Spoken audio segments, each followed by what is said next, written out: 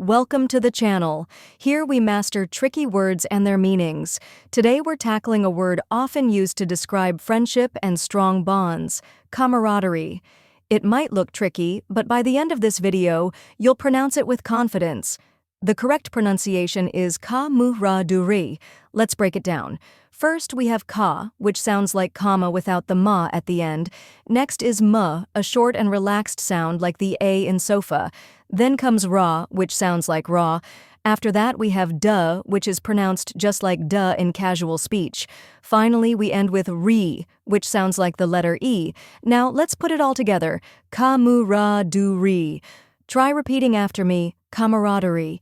Now a little faster, camaraderie. And at full speed, camaraderie. Keep practicing and soon this word will feel natural to you. Now that you've mastered the pronunciation, let's go over the meaning. Camaraderie refers to a sense of friendship, trust, and good spirit among a group of people. For example, soldiers often develop a strong camaraderie through shared experiences. And that's it. Now you know how to pronounce camaraderie and what it means. If you found this helpful, give this video a like and share it with others.